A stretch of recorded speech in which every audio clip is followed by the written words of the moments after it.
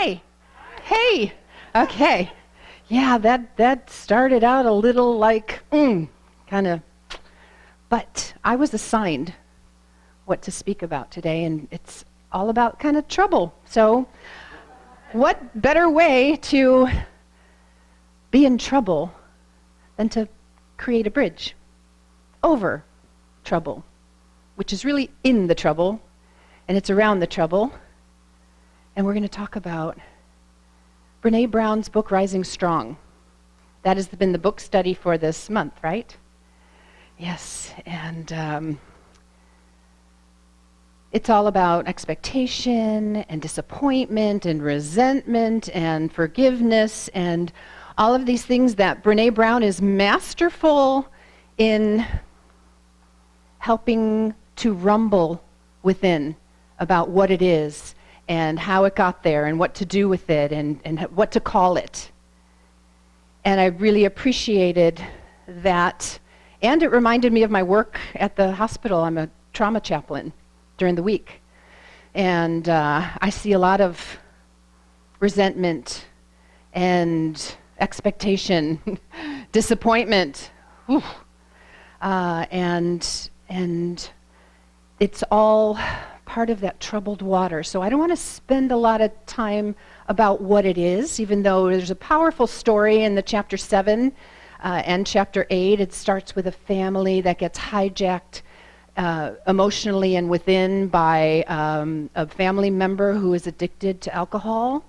And it's a powerful, eye-opening journey of what it's like. And many of us know what that's like, and it can be really, really difficult. There can be a lot of troubled water. And the troubled water is interesting because the trouble is in the water, and the water is very healing. And so troubled water to me is both the difficulty and the answer. And when anyone is stuck in a difficulty, water is the consciousness of healing. It is the movement of healing. It is the waves and the reminder that we are that too. God is the ocean. So many of my patients, they say, I'm not religious. I don't know anything about religion, but I am lit up at the ocean. I feel the presence of something greater than I am when I'm with the water. The water. And the interesting thing about water to me is that we have choices about how to be in the water. We have choices in how to pick how the water comes through. If you ever remodeled your house or remodeled a bathroom and you got to pick the faucets and you got to pick all these different things, but when you turn on the water, it's water. Water comes out the same no matter what the choice is and how or what color or where. It's water. Water is life. Water is healing. Water is movement. And there's I think last time I was here, I talked about how I was never in tune or accepted really the Bible as anything that was in it for me. And I've come to feel differently about it, and that's the beautiful thing about being on the spiritual path. We evolve. And the Bible to me is a book of stories. It's a book of every man and woman. Everything in there is us somewhere within us, I've come to understand. And I absolutely love metaphysical Bible interpretation, which is underneath. Metaphysical is going beyond. And there's a story that helps me every day, and I share it with patients, and it helps them too. So we're going to talk about how to move beyond. I'm going to set my timer here so I can be respectful of time. How we can move beyond the troubles and what to do about the troubles. In the book is what the troubles are. In my world, we lift to healing. And lifting to healing today is going to be talked about by a story, by some tools, maybe a patient story. But what I came up with was 5 M words as a summary for this now. It's me, Me, I am the bridge over troubled water. It's me. Go within. That's where God is. I can do nothing. I can't handle my problems without what I know to be true within me. That's one. Me, more. There's always more than we can see. Rumi says to set your sight on something higher than your view when you're in trouble. And I'm like, yes. Yes. So me, more, mind. Get out of the mind. Mind is trouble. Michael A. Singer says mind is a bully. And it's the mind where fear is. Get out of the mind and into your heart, and fear can't live there. Meaning. We get to make meaning. Out of everything that happens, it is a spiritual tool like no other to open up to a greater idea of what the trouble was about. So many patients in the hospital that I'm with, I would ask them, so you've been through a lot, and I can feel your pain, and if there was something, because when you get into the hospital, you kind of land in a place where life's got your attention. Where in busy life, we're too busy. But something happens to people in the hospital, and they get to think about meaning making or reprogramming some of the fears that they have. And we're going to talk about a metaphysical Bible story that will be helpful to that. So there's me, there's more, there's mind, there's meaning, and then there's move. To move. I think it's the hardest thing to remember that we can move when we're stuck, right? When we're stuck, when there's trouble. So the story that I'd like to share, the metaphysical Bible story, is a story that you're very familiar with. It's Noah's Ark. And it never made sense to me until I read Emmett Fox, his book. I don't know which book. It's in a lot of books. And he goes deep.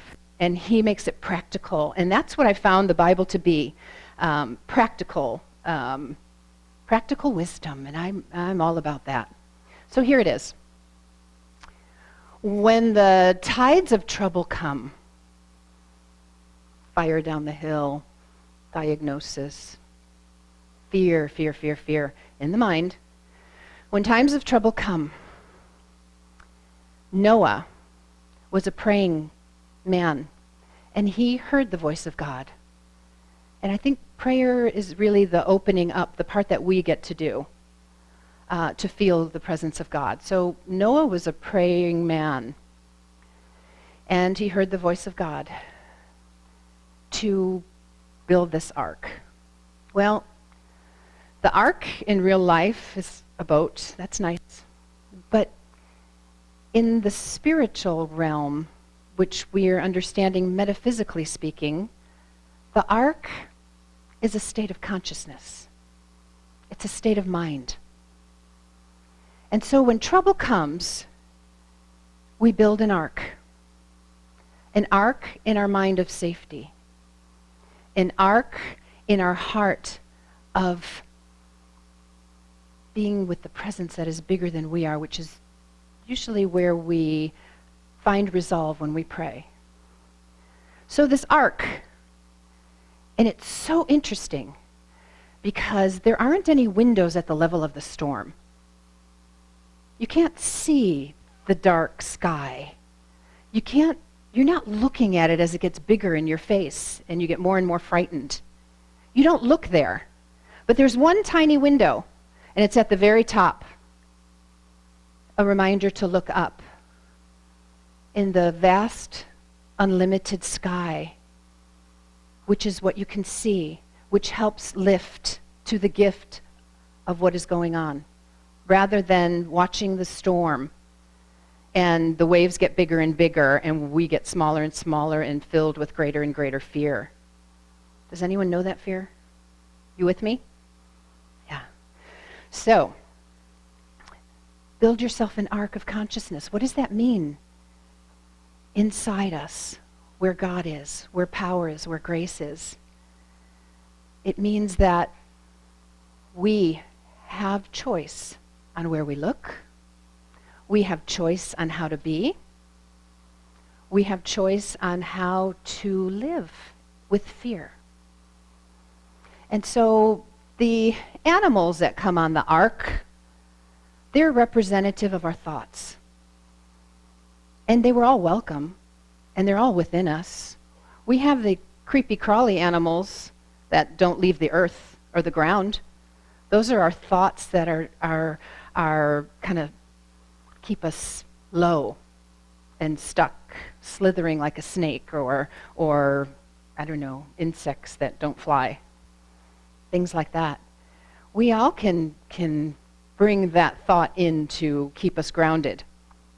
And then we have the high-flying thoughts, the eagles and the butterflies and the dragonflies and the what else flies? Help me here. What else flies? Yeah, the birds and the beautiful things that can lift above and have a different view from up there. We have those thoughts too. And then the mundane thoughts are the sheep and the cows. It's like they don't take you high or low, they just are. We have many of those. We have many of those, but the resting thoughts, the ones that we want to use as a template from which to catch life, are the ones that lift us and are filled with possibility and help us see a view that is higher than we can see in the moment. And so to remember to look up when trouble comes. Look up to what is greater than we can know in the moment ourselves. Look up, look in, look up. It's here, it's everywhere. But it's inside out, not outside in. And the ark out in the world is great and everything, but inside of us is the most powerful place. We can build a state of consciousness that knows that there's goodness here. There's goodness here. And if I go into it, to move up with it, all the while not looking at the level of the storm, but trusting a higher view and reminding myself by looking up that this is creating space inside for capacity to hold trouble, which is what I've had to do as a chaplain. My heart breaks every day.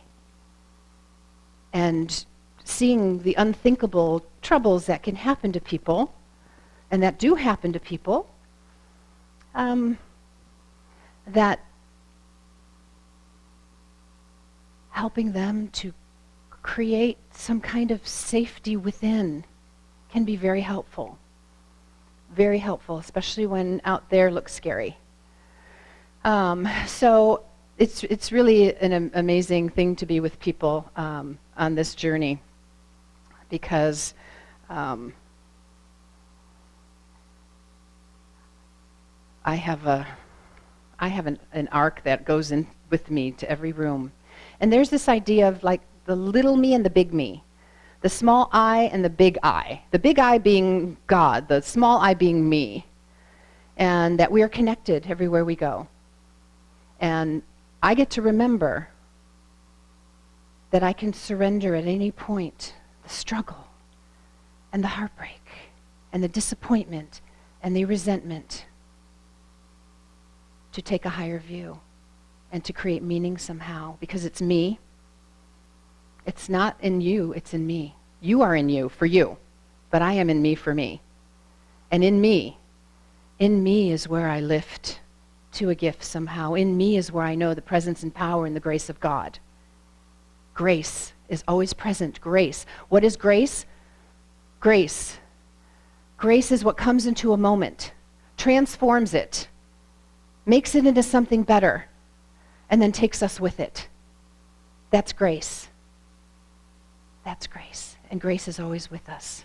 We say God is omniscient, God is omnipotent, God is omnipresent, all present, all knowing, all powerful. And where is that? In me. In you. And so if you are inspired to find that greater sense of who you are, I believe that is why we come to Centers for Spiritual Living, to connect you to who you are. And in any moment, we have the freedom to begin anew, to think anew, to spin into a higher place rather than a lower place of fear and worry and concern. Take that to your ark, where grace lives. And put that in the water. Ooh, and move with it. Love. Love. I bring love to work every day. And it's extraordinary to me how I can love a perfect stranger. Perfect strangers. It's just like, we're here together. But it's my job to heal my stuff. There's a serenity prayer that was rewritten. And I like it. It says something really empowering. Let me see if I can get it right. God grant me the serenity to accept the people I cannot change.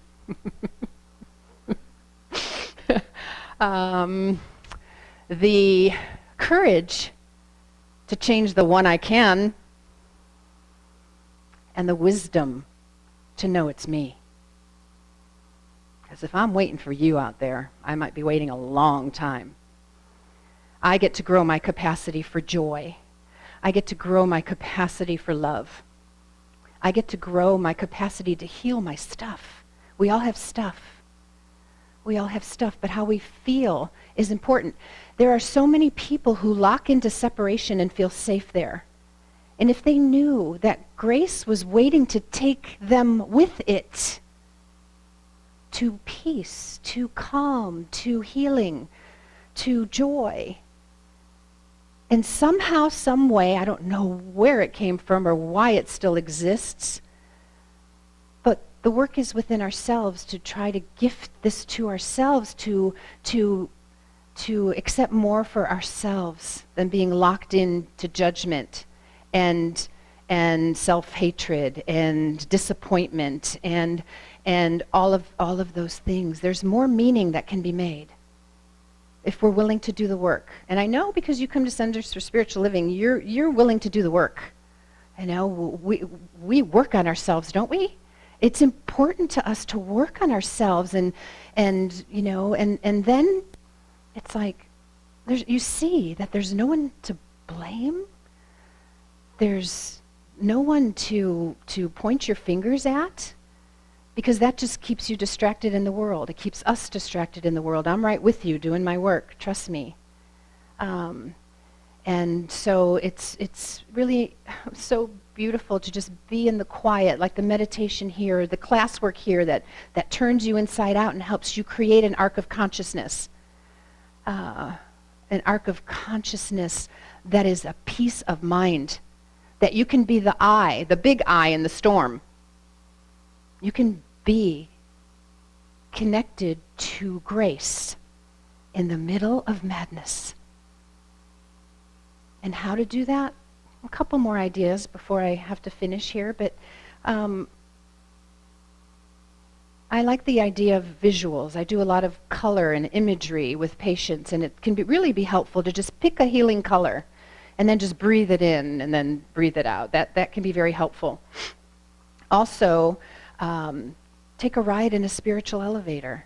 If you're stuck in something, close your eyes, imagine an elevator, step inside, press a higher floor, get up and get out with a higher view than what you had going in. When you ask God, and God doesn't care what you call it, when you ask love, universe, spiritual force, whatever you want to call it, when you ask it to support you and to come in now, help me now is one of the most powerful prayers. The Jan Van Zandt says that. She said the prayer that works for her the most is, God, help me now! and then you're just, it comes. That grace comes when you ask for it. It really does. So, and then we move. Move. Stay in the pain as long as you need to. We're not talking about spiritual bypass here. We're talking about, going in so you can get out.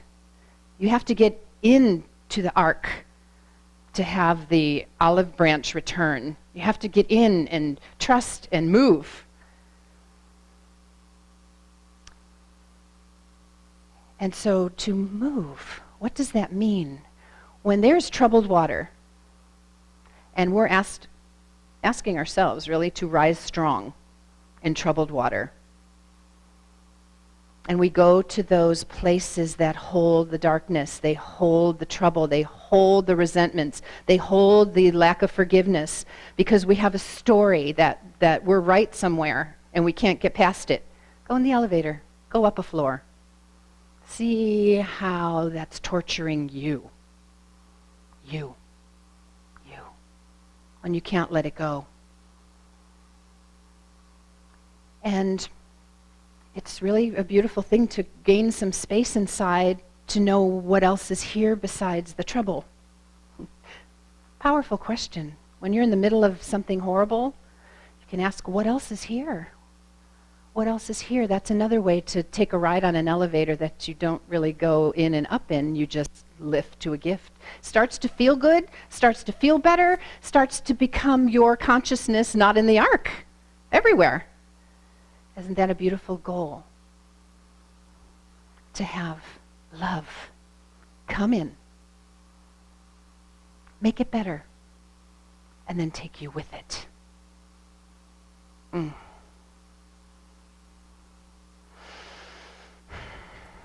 That's grace. So my prayer for all of you, if you will close your eyes with me now, is to know that the power and presence of love is here. The power and presence of love as the big I, with the smaller I, which is me, and the smaller I, which is all of us, has available to it love, peace, healing, a bridge from which to move by walking over. Once we walked through, whatever that storm is, that the presence of God, the all-knowing, the all-powerful, the all-present love is with us.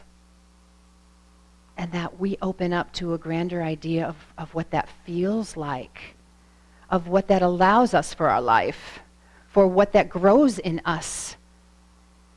And I know that right here, for everyone present and everyone who is not present, including beloved Reverend Jill, that love is always with her. That love is always with you. That love is everywhere present. And it's all knowing and it's all powerful, so there isn't anything it can't do. And because God is within us, when we're stuck in something and we don't feel the presence of God, what else are we thinking God cannot do? We know right here, and we pray to close the gap between separation of thought and mind. We open up to a greater idea of what that oneness really means, that how to move through challenges in life, how to feel God's presence close as love, and any other story is in our mind. But the truth in our soul, the truth in our hearts, the truth in our essence that knows, it's closer than our breath. It's nearer than our hands and feet. It is present within each and every one of us. And I speak my words of love today for each and every one of us, that we move through challenges with awareness and choice and power to create an arc of consciousness that we would choose to hold us as our resting thoughts, not our moving thoughts, our resting thoughts. And knowing that grace is present to take you with it, to take all of us with it when we open up to a greater idea and a higher view of what we could see now. That is what prayer does. That is what God is available for and with. And this day, whatever might be troubling you, my prayer is that you are lifted somehow into the grace of God. And I know that to be true. And I speak my words with power and conviction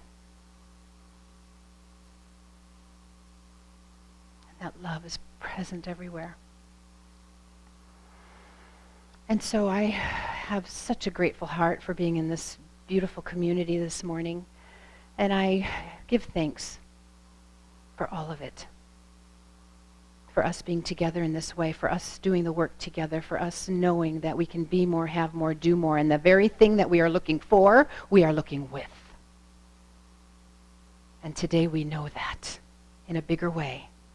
And we float on the water instead of get crashed by the waves.